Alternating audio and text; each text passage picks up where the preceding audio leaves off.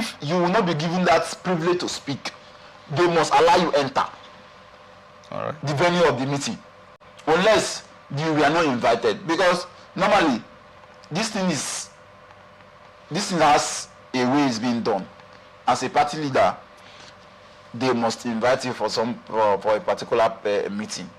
You must be invited for a particular meeting. But if in case they did not invite you, you should not embarrass yourself. Okay. Because it's possible he was not invited. He came to the meeting. He was invited. He said he was invited, but he was. We have not heard the Abiodun part of the story. Whether he was invited. We've not heard of that. Yes, whether he was invited or not. We have not heard Abiodun part of the story. Whether he was given, they stopped him from entering the venue or not. Okay. So now, him coming up to say this, we will not polish his own side of the story. Let's get the two sides of the story. Was he invited to the meeting? And then if he was not invited, why was he not invited? What has he done for the people? Because sometimes this particular region has some stakeholders that speak on behalf of this region. Now, if the stakeholders have said, we don't want him again, they don't want you. Okay. Because these were the same stakeholders that said, let him go for now. So the same stakeholders can also say, we don't want you again, let's try another person. It's possible. All right. So the party leadership can go against him and say, we don't want you again. So you're saying it may not be linked to that Abiodun's being the chief coordinator of APC in the state? No. Any party decision that is taken in the state must be approved by Abiodun. Yes, because he's the leader of the state. All right. As far as APC is concerned, he is the leader. So any party decision, if he has not scrutinized it, or if they don't get his view on this particular decision, I don't think it will work. Because he is the governor, and the state is under him, and then he's going to coordinate the state. So everything that they are doing around the state, or everything they are doing within the state, he must be consulted. He must be in the view. But don't forget, in as much as he is the governor, he must also respect stakeholders from each senatorial district. All right, thank you for your thoughts on that story. Thank you so much. I'll move on to the next. Chieftain of the African Democratic Congress, Dele Momodu, has claimed that President Bola Tinubu is the one who forced opposition leaders such as Peter Obi and Rabiu Kwankwaso into working together ahead of the 2027 elections. In an interview with newsmen on Wednesday, Momodu argued that the current unity among some opposition figures is not born out of genuine long-term commitment, but is a reaction to pressure from the ruling government. Tinubu forced all of them together, and that is why they all moved in one direction, which would have been beautiful because it would have been like a two-party race, Momodu said. The publisher of Vision International made the comment while reacting to the defection of Obi and Kwankwaso to the Niger Democratic Congress.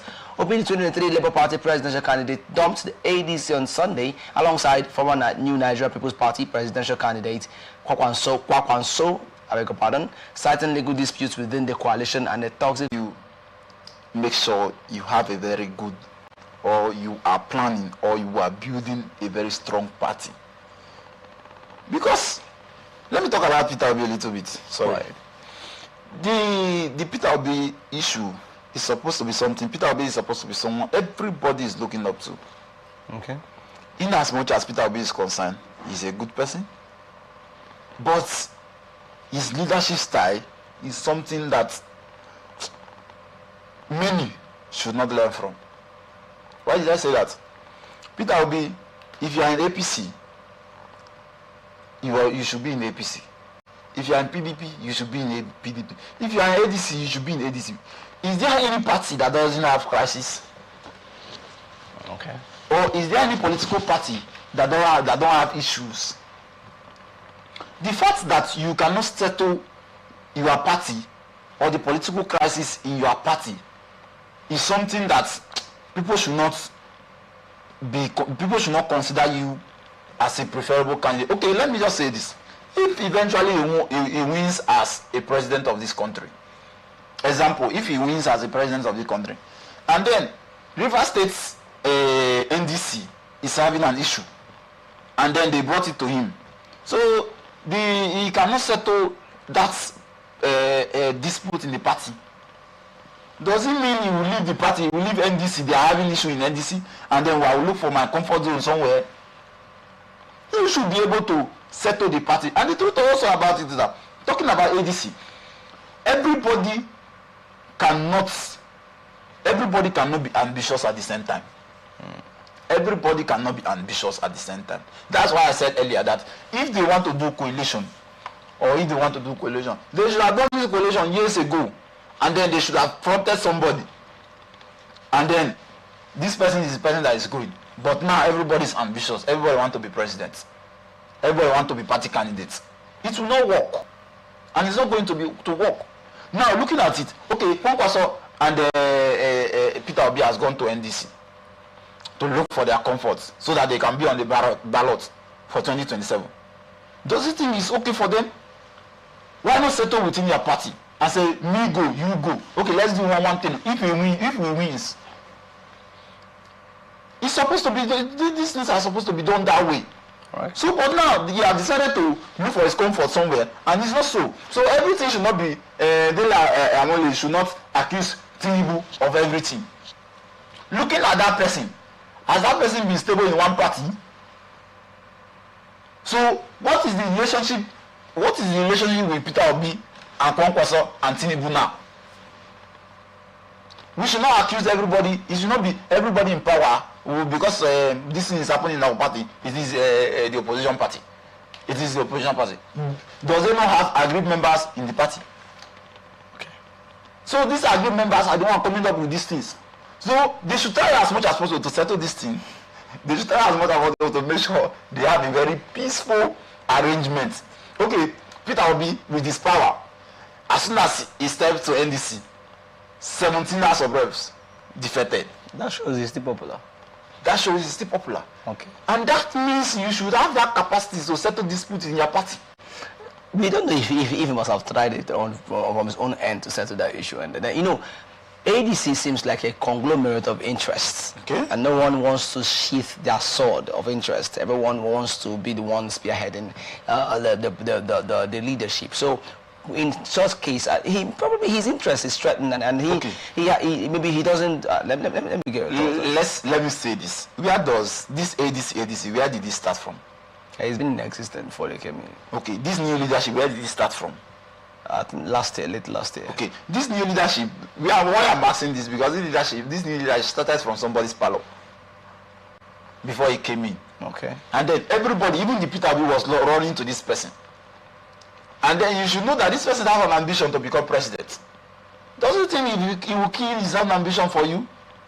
Okay, if you know you are popular to this extent, that 17 House of Reps can move with you, senators can move with you, chairmen can move with you, and other things can move with you, other persons can move with you. Why didn't you form a strong party from the beginning and let these people come in with you? By now you should have had a very strong base. Then for you to join to do coalition, okay, you can be your party and do coalition. Okay, the example, they had a opposition summit. Opposition summit. Everybody came. The PDP other faction came. Other people came. They are doing the opposition. Okay, why didn't you form your own party? Or why didn't you come up with your own party and then do this opposition? And then be sure that you will have these tickets. Okay, looking at everything now, he was a key player.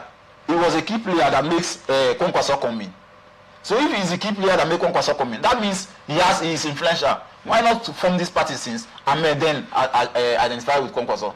So the Peter Obi should try as much as possible to make sure that he is stable in one party and make sure that he settles the dispute in his party. Thank you so much. Instead of jumping up and down. Yes, instead of jumping up and down. All right, thank you so much. I would love to appreciate Comrade Kosi Hope, a political affairs analyst, for being a guest on the show. Thank you for coming. Thank you so much. And this is where we wrap it up on this episode of Atn Politics. And don't forget, we're open for sponsorship of this program, jingles and advertisements, news and events coverage, personality, society and political interviews, products, service promotion and commercials. Watch us live on www.atlanticnetwork.tv, on Facebook and YouTube Atlantic Television Network, on Apple TV channel 205, on Live TV platform, iPad platform, Apple TV, Nigeria TV, Euroco TV. Connect with us on Atn social, subscribe, like and share. Facebook and YouTube Atlantic Television Network, Instagram and TikTok, Atlantic TV Network 1, and on X at Atlantic TV Net. And don't forget, peace and unity are the pathways to progress. Thank you for watching. I am Favor Chikwasiro Michael.